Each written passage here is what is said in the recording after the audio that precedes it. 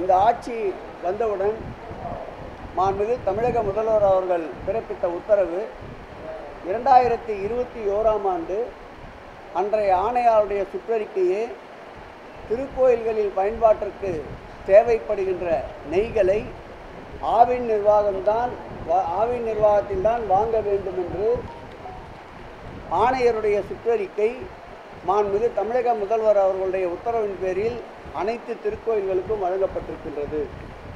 நேற்றைய தினம் விஷம பிரசாரத்தில் ஈடுபட்ட செல்வகுமார், பிஜேபியை சார்ந்த வினோத் செல்வம் இருவர் மீதும் காவல்துறையில் புகார் அளிக்கப்பட்டிருக்கின்றது.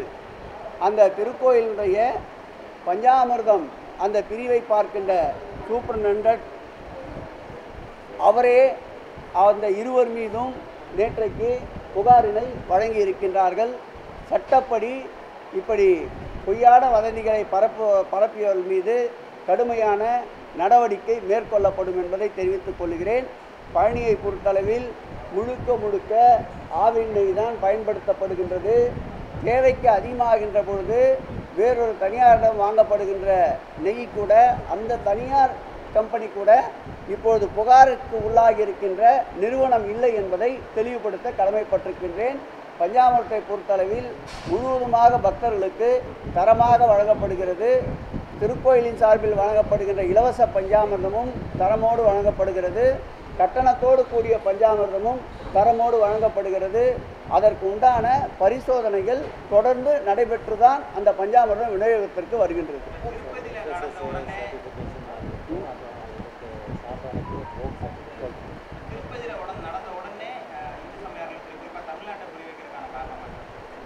நிச்சயம் இந்த ஆட்சியை எப்படியாவது இறையன்பர்களுக்கு எதிரான ஆட்சி என்று திசை திருப்ப வேண்டும் என்று இந்த ஆட்சி ஏற்பட்ட நாள் முதல் கங்கணம் கட்டி செயல்பட்டு கொண்டிருக்கின்றார்கள். அவர்களுடைய கனவுகளை தகர்த்து தரைமட்டமாக்குகின்ற செயல்தான் திராவிட மாடல் ஆட்சியுடைய முதலமைச்சர் அவர்கள் பல்வேறு புதிய திட்டங்களை இந்த இந்து சமய அறநிலைத்துறைக்கு வழங்கி கொண்டிருக்கின்றார்கள். அதன் ஒரு பிரிவுதான் இதுவரையில் இந்து சமய அறநிலைத்துறையின் வரலாற்றில் இல்லாத அளவிற்கு, ஏன் ஒன்றியத்திலே இல்லாத அளவிற்கு அனைத்துலக முருகர் பக்தர் மாநாடு என்ற ஒரு மாநாட்டை தமிழ் கூறும் நல்லுலகம் அனைவரும் போற்றி புகழ்கின்ற அளவிற்கு வரலாற்றில் இடம்பெறத்தக்க வகையில் இன்றைக்கு ஒரு அனைத்துலக முருகர் பக்தர் மாநாட்டை நடத்தி தமிழ் கடவுள் முருகனுக்கு பெருமை சேர்ப்பதோடு மட்டுமல்லாமல் முருகரை கடவுளாக, தமிழ் கடவுளை முருகரை வழிபடுகின்ற அனைவரும் இந்த ஆட்சியினுடைய முதலமைச்சரையும் இன்றைக்கு வாழ்த்துகின்ற ஒரு சூழல் ஏற்பட்டு இருக்கின்றது. இப்படிப்பட்ட சூழல்களை தவிர்க்க வேண்டும் என்பதற்காக, இப்படிப்பட்ட புகழுக்கு களங்கம் ஏற்படுத்த வேண்டும் என்பதற்காக எங்கு எந்த பிரச்சனை என்றாலும், தற்செயலாக நடந்த பிரச்சனை என்றாலும் அதை ஊதி பெரிதாகுவதற்கு ஒரு கூட்டம் அலைந்து கொண்டிருக்கின்றது. அவர்களுடைய அனைத்து கனவுகளும் தகர்க்கப்படும். அந்த கனவுகள் கனவுகளாகத்தான் இருக்கப்படுமே தவிர நினைவுகளாகுவதற்கு வாய்ப்பே தமிழகத்தில் இல்லை.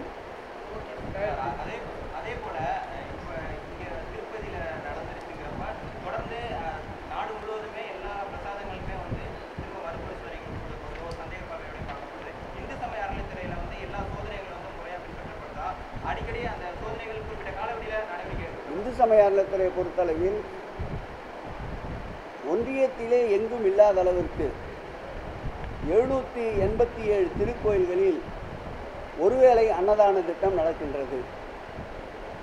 அதேபோல் 12 திருக்கோயில்களில் நாள் முழுவதும் அன்னதான திட்டம் நடந்து கொண்டிருக்கின்றது. அதேபோல் 17 திருக்கோயில்களில் அன்னப்பிரசாதம் திருக்கோயிலுக்கு வருகின்ற அனைத்து பக்தர்களுக்கும் 17 திருக்கோயில் வழங்கப்பட்டு கொண்டிருக்கின்றது.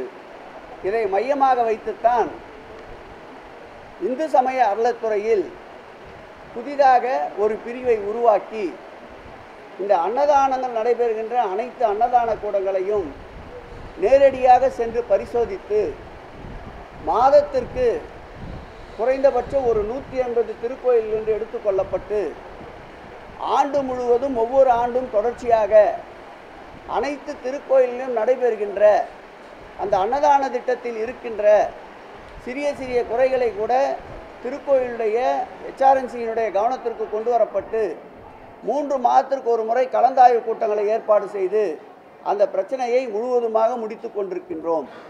அது மாத்திரமல்ல, ஒன்றியத்தின் சார்பில் வழங்கப்படுகின்ற போக் என்ற ஒரு சான்றிதழ் இதுவரையில் ஒன்றியத்திலேயே இந்து சமய அறநிலையத்துறையின் சார்பிலே செயல்படுகின்ற திருக்கோயில்தான் 516 திருக்கோயில்களுக்கு அந்த சான்றிதழை ஒன்றிய அரசினுடைய போக் என்ற அந்த சான்றிதழ் இந்து சமய அறநிலையத்துறைக்கு அதிகமாக பெற்ற ஒரு மாநிலம் எதுவென்றால் தமிழ்நாடு தான் என்பதை பெருமையோடு தெரிவித்துக் கொள்கிறோம்.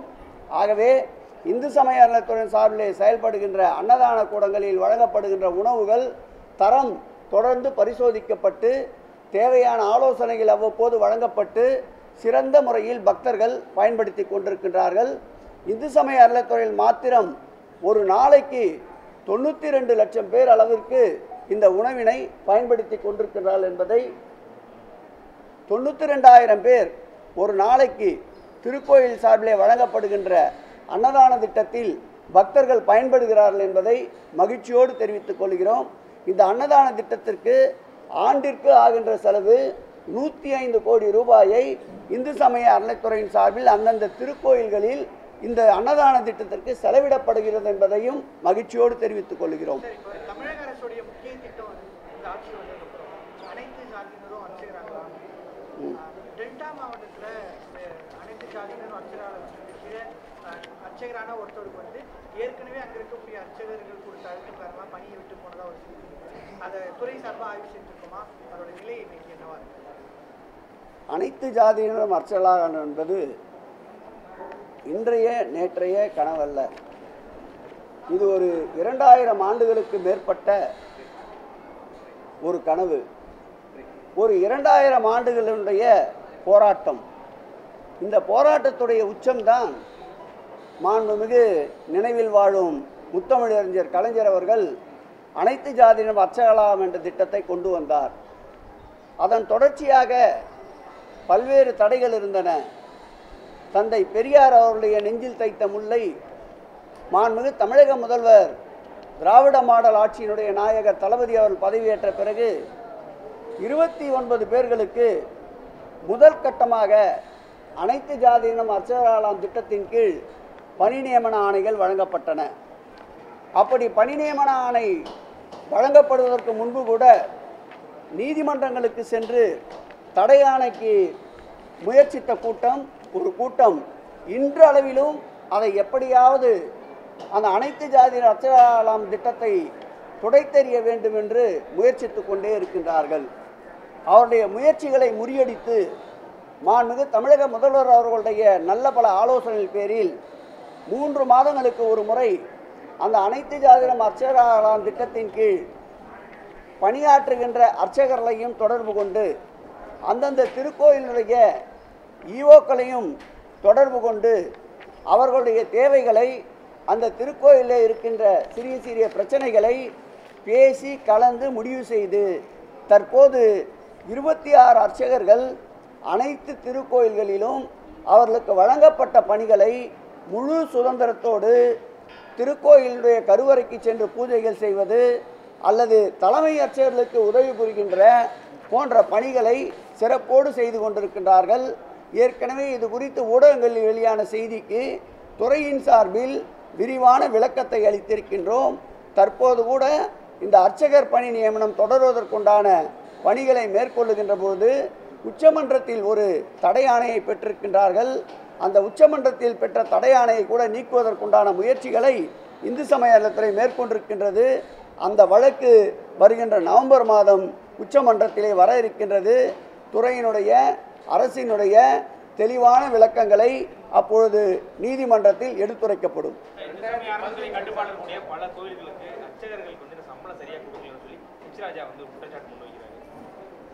அவர் அப்படி சொல்லவில்லை என்றால் தான் அதிசயம்.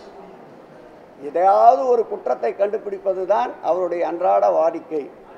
இந்த ஆட்சி ஏற்பட்ட பிறகுதான் ஒரு சின்ன உதாரணம் சொல்ல வேண்டும் என்றால், கன்னியாகுமரியிலே 470 திருக்கோயில்கள், அதற்கு ஒரு கால பூஜைக்கு கூட நிதி இல்லாத ஒரு சூழ்நிலை. 1 கோடி ரூபாய் என்று தமிழக அரசு மானியத்தை மாண்புமிகு தமிழக முதல்வர் பதவியேற்ற பிறகுதான் இன்றைக்கு 8 கோடி ரூபாய் அளவிற்கு அந்த மானிய தொகையை உயர்த்தியிருக்கின்றார். இந்த தொகையின் வாயிலாக எரியாத திருக்கோயிலுடைய தீபங்கள் இப்போது பிரகாசமாக எரிந்து கொண்டிருக்கின்றன. 1000 ரூபாய் 2 ரூபாய் என்று சம்பளத்திலே இந்த அர்ச்சகர்கள் ஊழியர்கள் இப்பொழுது கை நிறைய சம்பளம் வாங்குகின்ற ஒரு சூழலை உருவாகி இருக்கின்றது. அதோடு மட்டுமில்லாமல் தஞ்சாவூர் தேவஸ்தானத்திற்கு உட்பட்ட திருக்கோயில்களுக்கு அதேபோல் 1 கோடி ரூபாய் என்று இருந்ததை இதுவரையில் மானியமே இல்லாதிருந்த நிலையில் 3 கோடி ரூபாயை ஆண்டிற்கு மானியமாக வழங்கிய ஆட்சி இந்த ஆட்சி. புதுக்கோட்டை தேவஸ்தானத்தில் 1 கோடி ரூபாய் தான் இதுவரையில் அந்த தேவஸ்தான திருக்கோயில்களுக்கு அரசின் சார்பில் மானியம் இருந்தது. அதை 3 கோடி ரூபாயாக உயர்த்திய பெருமை இந்த திராவிட மாடல் ஆட்சிக்கு. இந்த மானியத்துடைய உயர்வின் காரணமாக அந்த திருக்கோயிலில் பணிபுரிகின்ற அர்ச்சகர்கள் ஊழியர்கள் மற்றும் திருக்கோயிலுடைய நித்திய படிகளுக்கு தேவையான அளவிற்கு போதுமான நிதியை இப்பொழுது தந்து கொண்டிருக்கின்றோம். இந்த ஆண்டும் 2024-25 சட்டமன்ற அறிவிப்பிலும் கன்னியாகுமரி, நம்முடைய தஞ்சாவூர், அதேபோல் புதுக்கோட்டை ஆகிய 3 தேவஸ்தான திருக்கோயில்களுக்கும் தமிழக அரசின் சார்பில் நிதி மானியம் அறிவிக்கப்பட்டிருக்கின்றது. அதுவும் விரைவில் அந்தந்த திருக்கோயிலுக்கு சென்றடையும் என்பதை தெரிவித்துக் கொள்கிறேன். ஆகவே கூடுதலாக எங்காவது சிறிய சிறிய பிரச்சனைகள் இருந்தால் எங்களுடைய கவனத்திற்கு கொண்டு வந்தவுடன் துறையின் செயலாளர் ஆணையாளர் நிவர்த்தி செய்கின்றார். நம்முடைய நிருபர் அவர்களுக்கும் எங்காவது அப்படி பிரச்சனை இருந்தால் எங்கள் கவனத்திற்கு கொண்டு வாருங்கள். நிச்சயம் பிரச்சனைக்குரியவர் மனம் குளிர நடவடிக்கை எடுக்கப்படும்.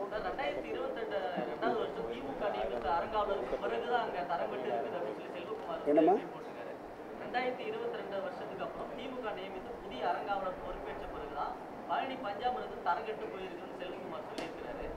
அவர் திமுக மேலேயும் குற்றச்சாட்டு வச்சிருக்காரு, அந்த அரங்காவலர் மேலேயும் குற்றச்சாட்டு வச்சிருக்காரு. யார் ஒரு செல்வகுமார்? இப்போ நீங்க வழக்கு தொடர்ந்துருக்கு இல்லைங்களா பாஜக? அவர் ஏதோ பதிவு போட்டிருக்காங்க, அந்த பேரை பார்த்தோன்னா வழக்கு தொடர்ந்துதான். தரங்கட்ட மனிதர்களிடம் தரமான வார்த்தையை எதிர்பார்க்க முடியாது. ஆகவே இதை பற்றியெல்லாம் இந்து சமயத்துறை கவலைப்படவில்லை. குற்றமாக இருந்தால் அதை சுட்டி காட்டினால் அதை சரி செய்து கொள்வதற்கு தயாராக இருக்கின்றோம். தவறாக இருந்தால் அதை சுட்டி காட்டினால் அதை திருத்திக் கொள்ள தயாராக இருக்கின்றோம். பழனி திருக்கோயிலை பொறுத்தளவில் நியமிக்கப்பட்ட அரங்காவலர்கள் தரமானவர்கள் என்பதால் தான் உலகமே வியக்கின்ற ஒரு அனைத்துலக முருகர் பக்தர் மாநாட்டை பழனியிலே நடத்தி காட்ட முடிந்தது.